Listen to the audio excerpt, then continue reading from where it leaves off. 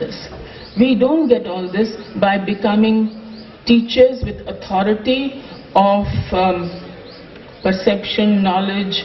We become teachers who share in the journey of exploration. And therefore, the three important pedagogical principles that nothing can be actually taught. And you'd say that to teachers, they immediately look back and stunned. We can only facilitate, we can only point the way, as the Buddhists would say. You can point a finger at the moon to show you the moon, but you cannot take that person to the moon. The second is that the mind has to be consulted in its own development, and that is why Jiddu Krishnamurti would say, please do not concentrate on exams.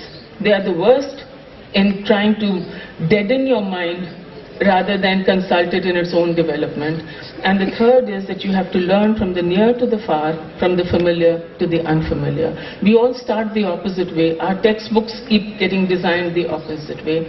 And that is why Krishnamurti says that when we concentrate too much on information, on examinations, while we neglect the other side of the child, which is the aesthetics, which is the vital, which is the psychic, which is the spiritual, then we make very lopsided, one-sided human beings.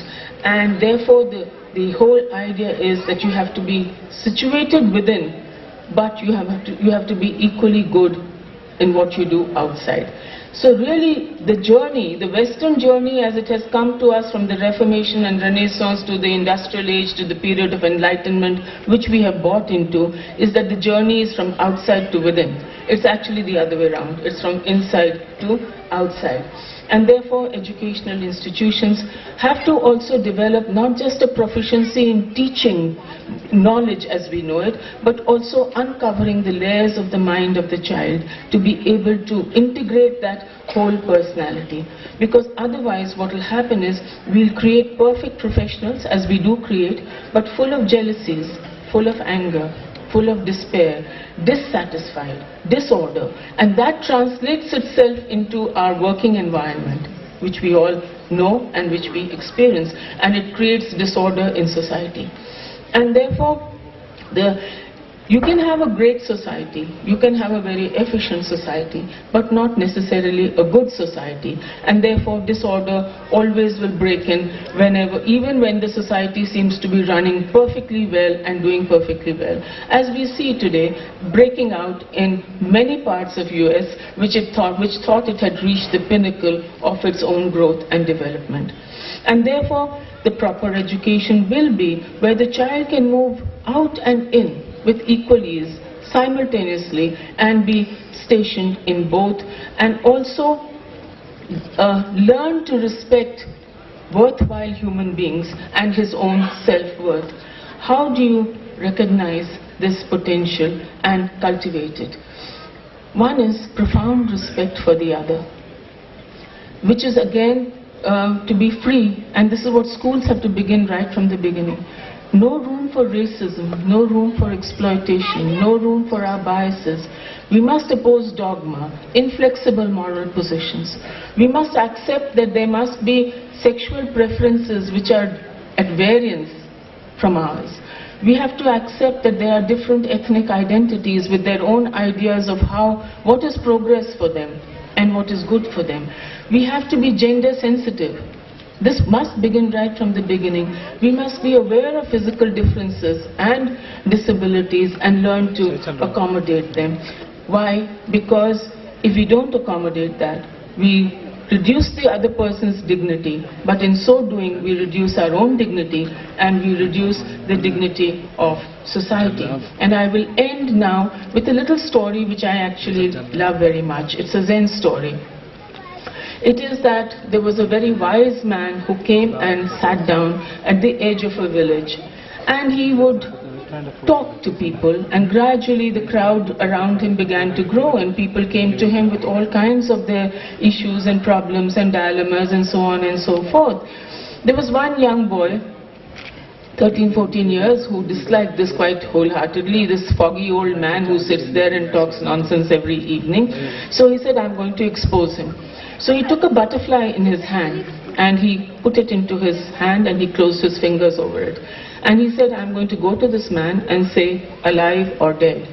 If he says alive, I will crush it, it will be dead. If he says dead, I will open my fingers and the butterfly will fly away. Either way, he will be proved wrong, and therefore his influence will diminish.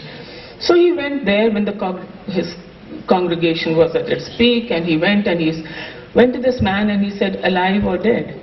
The man looked at him for a moment and smiled and said, it is in your hands. So, you know, whether it is alive or dead, this is true of our life. It is actually in our hands. Thank you very much for hearing me with patience and giving me this opportunity. Thank you. Also, I request Rosemary Mann to say a few words. Thank you so much.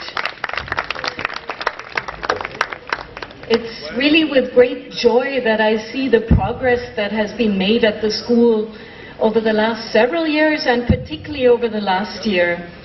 The growth, the quality, the rich tapestry that's been woven amongst all the children coming from so many different cultures, and you know, and melding into a community. This is exactly what my father had in mind when he founded the school. And I have been involved with the school really since it was but a figment of my father's imagination. It was my father's dream to set up this school from when he was a child. My father lost his father when he was 8 years old. And being a smart boy, he won scholarships at a boarding school. And that experience changed his life, opened his mind. And that's when he said to himself, if I do well one day, I want to set up a school. Then my father went on to study in various countries, in England, in Germany. He also spent time in France. And eventually in his professional life, he became a world traveler of a caliber that, you know, few of us will ever be able to match. And I was privileged to have a very international education. I went to school first in Delhi at regular local school, then went to the German school in Delhi, then in Germany for high school, then I went to boarding school in England, went to college in Boston, business school in New York. So I was very lucky, I feel, to have this diverse exposure. So bringing this back to my father's dream was really to bring, I mean, he felt that Indian education is too Anglo, and his dream was to bring in these different cultures and incorporate them into the teaching. So from the beginning, our intention, our dream has been to really have exchange programs, to have students from different parts, of course, but also exchange programs for these students, and teacher exchange programs, and so on, and this way to bring it all together. And my children attend the French school in New York, which is a wonderful combination of sort of the best of French academic standards and American teaching methods, fostering creativity and so on. So it's with huge pleasure and excitement that we've now put in place an exchange program with the Lycée Français in New York, where the Sagar School students will be able to benefit from this connection in the future. So we're now in planning stages, but really from next year onwards, we should have every year a group of students going from here over to New York and staying with host families and benefiting from this exposure to both the French culture and the American culture, and also a group of students coming over here and staying with us. So that, I think that's for me, that really brings me a lot of pleasure, since I have such a personal involvement in this.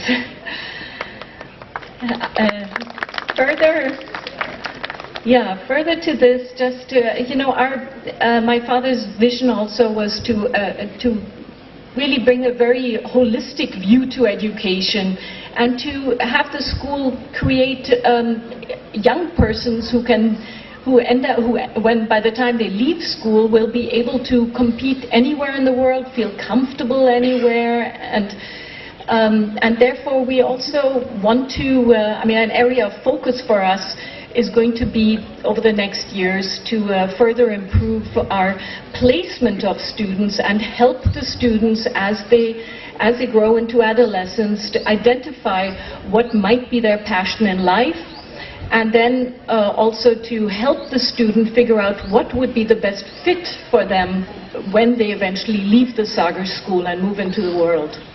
So therefore, over this last year, we've put in place career counseling. To date, it's still a part-time position, but then it's over time it's going to be beefed up and turn into full-time and take a more significant role. So these are initiatives where I've taken a lot of personal interest, and I'm really delighted what progress has been made under the capable leadership of Jayashree Balasarya and under direction by Sharmistha Julka. So thank you all for being here, and I think we're all ready now for a tea break and for watching our students in action after the break in their performance.